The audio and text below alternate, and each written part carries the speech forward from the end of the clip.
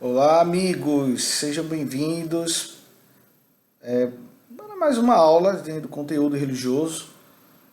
Hoje, um formato a gente está vivendo sempre diferente e eu estou no formato também bem diferente. Estou no ambiente de trabalho da minha esposa. O meu cantinho ainda está sendo preparado. Ela é professora de artes, só para a gente interagir um pouquinho. Esse ambiente é dela, então você vai ver algumas coisas aqui na parede no trabalho do dia a dia da professora Jane de Artes. Enfim, sem mais delongas, vamos começar a nossa aula de hoje. E para a gente não perder costume, nós vamos fazer uma breve oração, até porque nós estamos estudando conteúdo, uma série bíblica, e precisamos pedir ajuda a Deus para compreender melhor a didática, a pedagogia de Deus na Bíblia. Oremos, Senhor, nós agradecemos. Estamos aqui com a galera especial, alunos, e que eles possam compreender o conteúdo da disciplina ensino religioso, para que possamos nos aproximarmos mais do Senhor. Em nome de Jesus, amém. Amigos, o conteúdo da aula de hoje está falando sobre medo, tá? Medo, terror, sustos. Será que algum momento da sua vida é marcante essa dinâmica de você ter medo, assustado com alguma coisa? Lá na frente nós vamos, enfim, descobrir algumas experiências que eu tive nessa área, mas eu quero ler um texto para vocês. É o Salmo 27. Depois eu vou fazer todas as considerações contextual do Salmo 27, tá bom? Eu vou fazer a leitura e depois a gente entra em considerações. Presta atenção e pega a visão. O Senhor é a minha luz e a minha salvação, de quem temerei, ou seja, de quem terei medo. O Senhor é a fortaleza da minha vida, a quem temerei? O texto já começa com duas perguntas. Olhando malfeitores me sobrevêm para me destruir, meus opressores e inimigos, eles é que tropeçam e caem. Ainda que um exército se acampe contra mim, não se atemorizará o meu coração, e se estourar contra mim a guerra, ainda assim terei confiança. Uma coisa peço ao Senhor, e a buscarei, que eu possa morar na casa do Senhor todos os dias da minha vida, para contemplar a beleza e meditar no seu templo. Aqui é uma profecia, né, da volta de Jesus no Salmo 27, o desejo do autor de morar, né, com Deus. E aí é quando a gente olha a dinâmica dessa moradia na terra, ela é o templo, né? O templo, aqui é uma referência à igreja, ao templo, que é a casa de Deus. Onde Deus habita na terra é o templo, o santuário, é a igreja, é o lugar de habitação de Deus, onde nós temos o encontro. Então, o autor, que eu vou explicar no instante quem é, ele fez questão de mencionar essa profecia do desejo dele de estar com Deus em sua casa, ou seja, na casa de Deus. Continuando, pois no dia da adversidade ele me ocultará no seu pavilhão, no recôndito do seu tabernáculo, tá vendo? Me acolherá, elevar-me-á sobre uma rocha.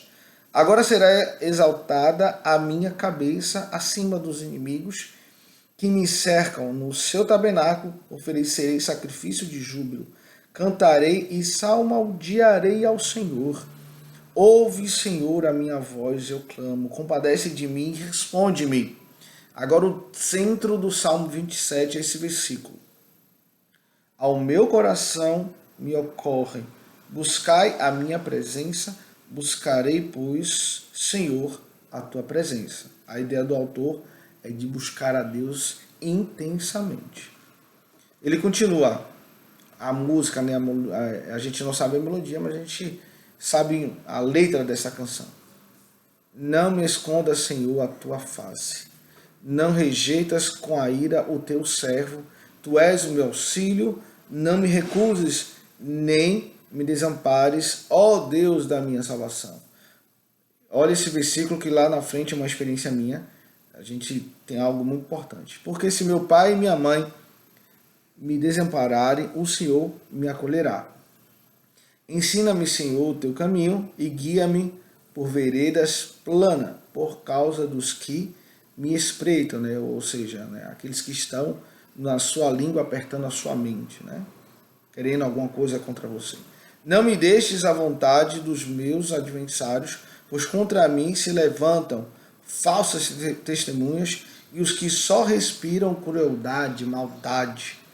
Eu creio que verei a bondade do Senhor na terra dos viventes, ou seja, nos dias dele, o autor ele deixa bem claro que ele vai ver, né, sentir a presença de Deus, e ele termina dizendo que espera pelo Senhor, tem bom ânimo, ou seja, coragem, hassak é a palavra para coragem, ânimo em hebraico, e fortifique-se o teu coração, espera, pois, pelo Senhor. Primeiro eu quero contextualizar o autor, quem escreveu este Salmo 27, foi Davi. Alguns comentaristas às vezes acreditam que foi outro personagem, mas aqui é Davi fazendo um anelo, né, uma petição a Deus. E Davi aqui ele busca proteção. Ele deixa bem claro no versículo 8 que o coração dele tem a intenção de buscar Deus intensamente e buscar por sua presença. Mas Davi faz isso porque ele passava por um problema. Note então que Davi já tinha passado por um problema muito familiar. Jessé, o seu pai, tinha duvidado da capacidade de Davi ser rei. Até então, quando o profeta Samuel vai até a casa de Jessé para ungir o rei de Israel, um dos filhos de Jessé, Jessé chama todos os filhos e olha a aparência física dos filhos, parecido com o rei Saul, o rei atual. Então ele olha, esse aqui que deve ser, esse aqui deve ser, esse aqui deve ser, mas nem tá, como diz o povo nos dias de hoje, lembrou de Davi. E aí Davi já tinha sofrido com isso, que nem seu pai tinha acreditado. Aí Davi é ungido rei de Israel. Um detalhe dentro da história, que quando Davi é ungido rei de Israel, ele não assumiu o trono imediatamente. Passou-se um período da sua vida, passou por várias dificuldades, e até ele assumir o trono. Enquanto isso, Davi estava sendo perseguido por um cara chamado Saul. Saul era o atual rei de Israel. E Saul tinha feito muita besteira, tinha desviado dos planos do Senhor. E aí Deus estava Deus tinha planejado a unção de Davi para Davi assumir o reino, representando Deus no reino de Israel. E Davi estava sendo perseguido por Saul e ele estava com muito medo. Afinal de contas, Saul era ungido e Davi respeitava isso. A unção é muito importante. E Davi sabia que Saul, ele tinha uma história. Né? Saul, ele tinha um nome a zelar como rei, muitos triunfos, um cara com uma cosmovisão de reino diferente, o cara que tinha um perfil de liderança diferenciado. Esse cara estava perseguindo Davi, e Davi não estava tranquilo, ele estava com muito temor, estava preocupado. Alguns relatos aqui, alguns estudiosos acreditam que Davi, quando escreveu esse salmo, ele estava em algum lugar reservado, em alguma caverna, escondido, apavorado. A grande questão é que Davi estava com muito medo, estava muito assustado. E uma outra coisa que nós temos aqui, fora esse contexto histórico, a apresentação desse texto aparece uma riqueza gramatical muito linda. É uma estrutura dentro da teologia chamada quiástica. Essa estrutura quiástica é apresentada na linha dos pensamentos dos hebreus, para deixar o texto poético mais bonito. Afinal de contas, Salmos, essa coleção desses hinos é encontrado no bloco de livros que eu já expliquei para vocês, dos livros poéticos e as poesias hebreias dos hebreus. Eles têm uma estrutura diferente daquilo que você estuda em poesia, em filosofia, em redação. A estrutura um pouco diferente e também um tempo muito diferente, as expressões diferentes do que você é acostumado. E essa estrutura eclesiástica é o seguinte, é uma estrutura que ele vem de encontro, vamos imaginar este salmo e os versículos.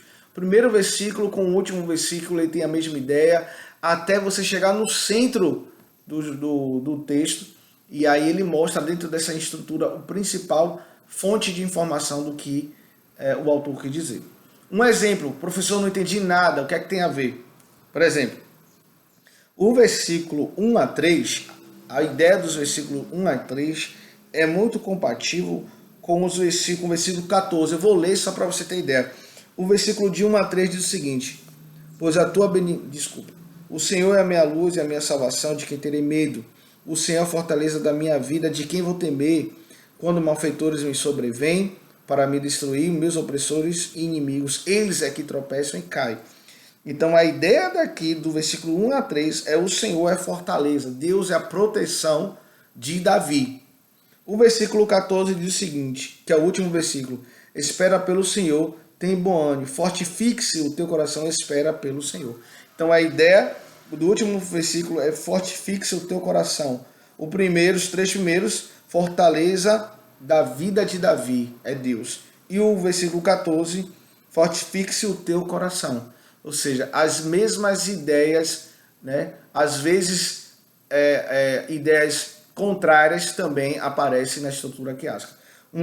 A outra coisa que aparece é que no versículo 4 fala sobre a beleza do Senhor.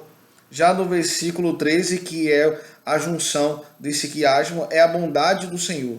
O versículo 5 e 6 fala sobre os inimigos. Quer ver uma coisa? 5 e 6. Pois no dia da adversidade, 6 agora só será exaltada a minha cabeça acima dos meus inimigos. Então, versículos 5 e 6, inimigos. Os versículos 11 e 12 é adversários. Quer ver? 11. Ensina-me, Senhor, o teu caminho e guia-me nas veredas planas por causa dos meus inimigos. 12. Não me deixes à vontade dos meus adversários. Então você percebe agora, deu para entender? Compreendeu? Que aqui apresenta uma estrutura quiástica, uma riqueza de quem escreveu, sabia o que estava fazendo. Ele não só estava expressando o sentimento, mas como ele fez questão de apresentar um conhecimento das suas faculdades mentais e um crescimento e um conhecimento na sua escrita. Ou seja, quem escreveu não era o cara só de guerra, de batalha, das conquistas relacionadas à força. Era alguém que trabalhava com a mente.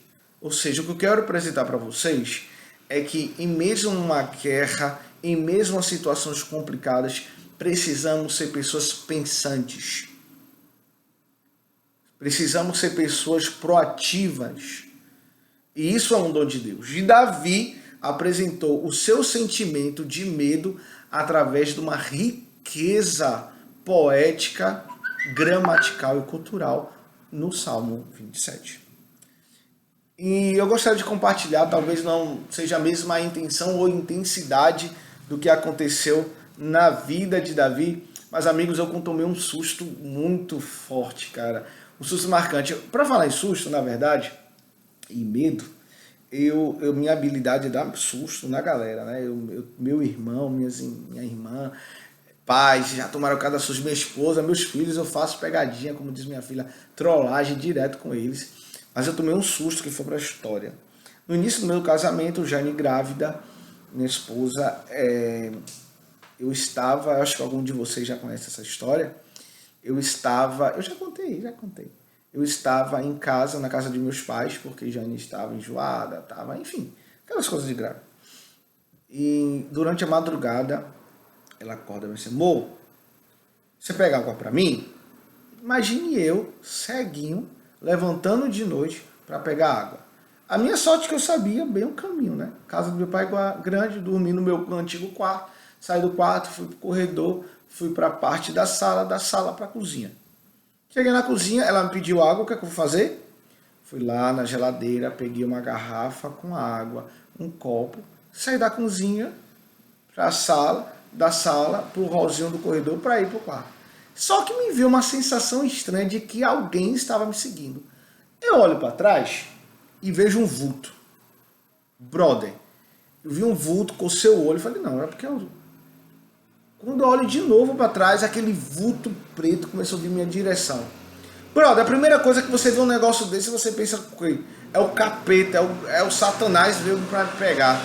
A primeira coisa que eu fiz foi repreender em nome de Jesus. Talvez no medo, a primeira coisa que você vai lembrar é Deus.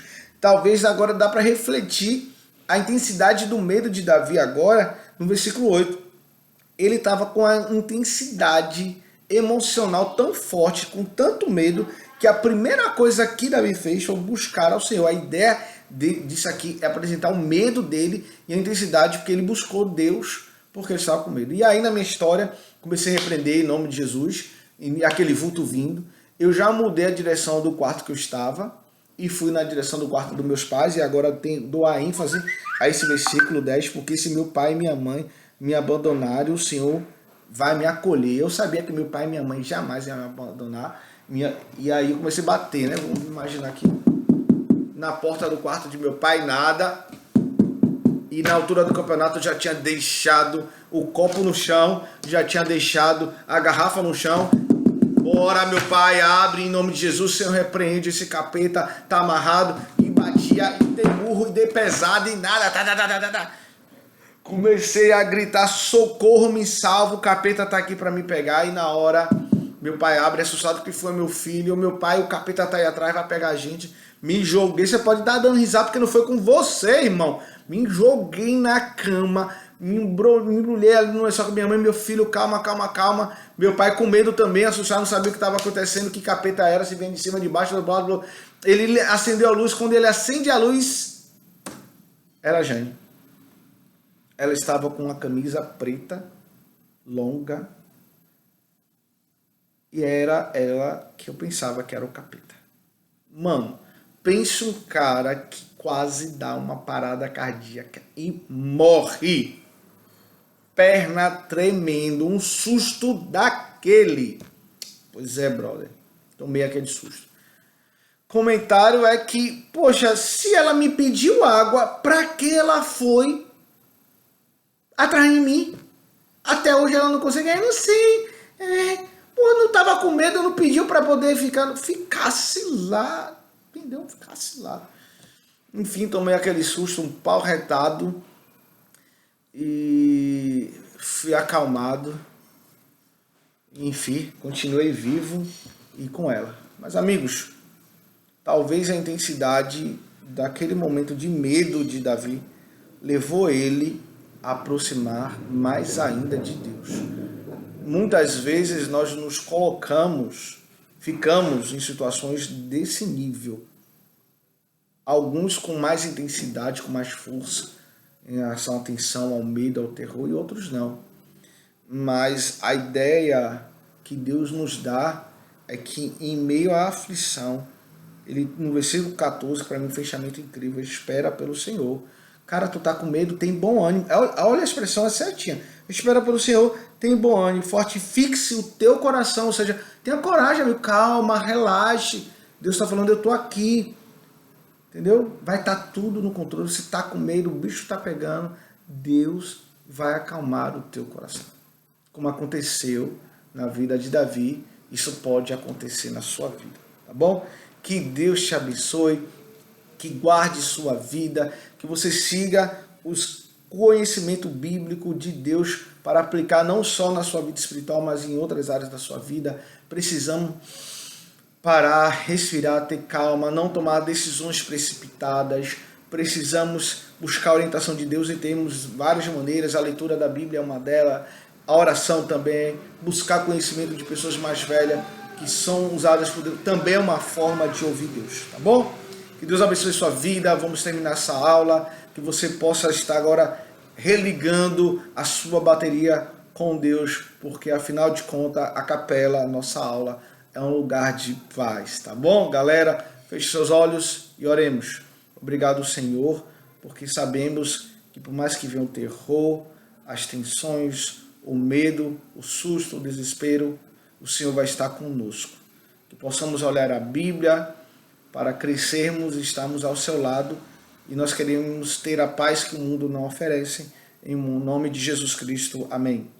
Ok, galera? Até o nosso próximo encontro. Que Deus continue usando você, que você possa estar conectado com Deus usando as meditações que nós enviamos todos os dias no início das suas aulas e refletir na palavra de Deus.